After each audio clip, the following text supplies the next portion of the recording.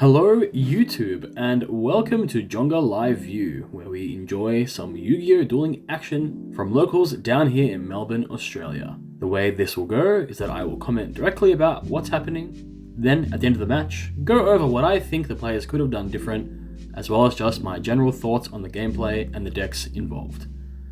Of course, make sure you like, comment, subscribe, and discuss below what you thought of the match, what the players could have done, as well as anything you'd like to talk about.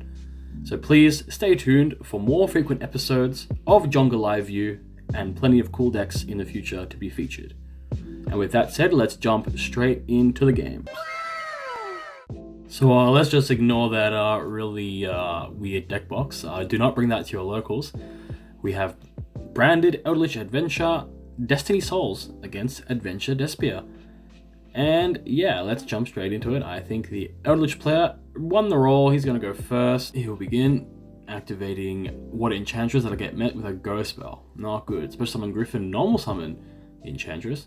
Link 2. I guess he's just going into Anaconda. Yep. Anaconda effect. Pay 2,000 to send a Fusion Destiny. And that'll be met with Veiler. So double hand trap. Not what you want to see. Passing over Adventure Despia and his own Riot comes down. That will place the Fateful, and then Fateful effect to go search the Griffin. Discard the Edgem Chain. Wow. Okay. Very good. Patchwork effect, Chain, and Poly. Special summon Griffin. Go get Draco back. And the Branded Fusion comes down. So, I mean, 5-card perfection nearly. So good. Lubellion comes, discard Draco back, search ad libitum off the Tragedy. Albaz gets shuffled back, and Lubellion for Mirror Jade. Mirror Jade will go ahead and banish the Anaconda. Polymerization, 4 Draco Stepalia and the Mirror Jade. Eldritch players on 6,000 because of Anaconda. It's just that easy. Next, going into game 2, we'll see the Eldritch player go first. Last game there was an Ash Force on the Branded Fusion, but the Griffin negated it. I didn't see that. So normal summon Dotscaper. Wow, okay. Into Link Kuribo. Dotscaper effect. That'll get met with a DD Koro, so you can only get 1 Dotscaper effect. Unlucky. Set 3 pass. Adventure Despia player begins with Foolish Burial for Water Enchantress. That will banish to go ahead and search Rite of Aramisa. Play that. You get a token, place Fateful. Fateful effect again to search. Griffin gets added to the hand. Veiler gets discarded. Not going to be much use.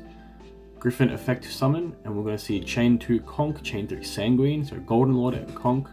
Conk to destroy the token. The Griffin will get summoned. Fateful Adventure, go ahead to get Draco back. Pot of Prosperity, so we're going to see a banish 6, so I've got to dig deep for that Branded Fusion, and 1, 2, 3, 4, 5, and 6, there it is, Branded Fusion, but opening would have done it as well. Branded Fusion activate, and Dimensional Barrier comes down. Oh, that's very sad. Coin Fusion, of course. Branded Despia, set 1, pass, draw for the Eldritch player, and that is a Rite of Aramisa off the top. Very strong. Fateful Adventure gets placed. Normal summon a dead Albaz. Adventure effect to go search. And yep, at this point we see the Despia player concede very shortly, I believe. Yep, because of the sheer overwhelming advantage about to come his way. And moving on into game number 3. So Adventure Despia will be going first. So let's just see how this game goes. Pot of Prosperity, banishing 3, so hand must be pretty good. That's usually Telegraph. Excavate 3, Water Enchantress is found, really nice. Enchantress effect. Rite of Aramisa, Fateful Adventure is hard opened. Aramisa, token. Go get Draco back, go get Griffin. So free, so good, so nice, every turn. Griffin gets summoned. Branded Fusion once again, so another very powerful 3-card opening. Lubellion, discard Branded in red, search ad libitum, shuffle back Lubellion and Albaz to make Mirror Jade. And that is all. Just gonna pass on Mirror Jade and Griffin pass. So we see Golden Lord effect, discarding Conquistador, targeting the Griffin. So that'll force that out, so Griffin will get shuffled back into the deck. And we see an evenly matched in the battle phase. So look, Mirror Jade is going to go ahead, send the Albion, banish his own token, so he can keep his Mirror Jade. And then Fusion Destiny, Ash Blossom into cross out for the Ash Blossom. So Fusion Destiny, very strong. Very, very, very good here. Celestial, Dasher, go to the grave for the Destroy Phoenix Enforcer. Conquistador in the end phase to set a Sanguine, Albion in the end phase to get it branded in red, and no DP effect.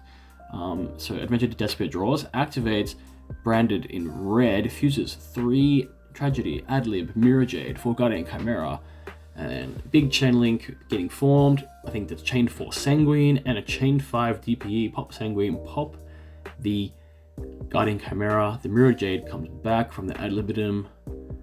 Draw 2, destroy 1. The Golden Lord gets bye-bye. Branded opening. Aldebar, branded fusion for Albion. Albion effect. Fuse 2 for a Dragos Tepelia. Mirror Jade to banish the DP, and that is lethal damage. So let's go into the post-game analysis for that one. Well, my initial thoughts on that game was we definitely saw the power of Adventure with the branded Despia stuff, because man, it was just right every game, branded fusion every game, very strong, very consistent deck, boosted, well, additionally by the product prosperities. So if you're looking for a consistent, strong, expensive, powerful deck, probably give that one a shot. You're pretty good. But anyway, I know that in the game 1, the double hand trap was very oppressive. The Eldritch player did have an Ash and chose not to Ash the Fateful Adventure Search of Griffin, which I think is probably your best bet to always do, because you don't always know they're going to have branded fusion. So you probably should just keep the Griffin out of rotation. And then, yeah, maybe without the Griffin, you're fighting a bit better on your follow-up turn. But unfortunately, there was not a follow-up turn just because the Anaconda paid 2,000. And then in the game 2, very strong dimensional barrier, calling fusion.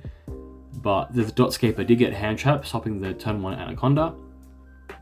But also questionable Conquistador should probably always hit the Fateful Adventure just to stop the Draco back search and the Griffin search. I guess just keeps your opponent off getting more cards, thinning out their deck. But that's again arguable. There's definitely a world where the play there that we saw was just fine.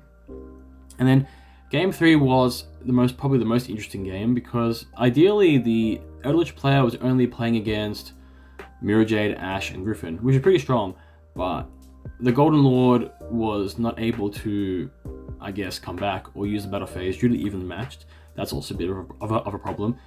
Should the Golden Lord have targeted the Griffin or the Mirror Jade? I'm not too sure myself. I think either or gets, the Griffin will trade with the evenly matched or the Golden Lord. So it's just about how the Destroy Phoenix Enforcer was used.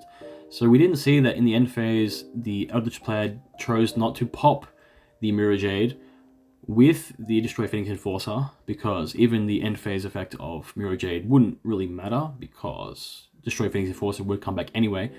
But it's important to keep them off monsters on their field due to Guardian Chimera, because especially on the following turn when the branded red activated, if there's no monster on the field, then no Chimera can be summoned. So it's really, really, really important that if you want to play around, you always have to consider playing around Guardian Chimera, and by keeping monsters off their field. And definitely he should have popped the Mirror Jade in the end phase, so that additionally if he summons another monster, he could just simply DP that one as well. So hopefully not take lethal damage like he did in that game. And I guess it's always good to stop your opponent from drawing cards off Chimera. So yeah, that was what I thought of that game. Very close. Definitely more could have been done on the Eldritch player's side, but the power of the Adventure branded Despia deck is just, it's simple, straightforward, potent, effective, and really rewards the skilled player. So yeah, thanks for watching, guys. Hope you enjoyed. Hope I didn't get too ranty there at the end. But yeah, stay tuned for more Jonga live viewing, and peace out. Thank you.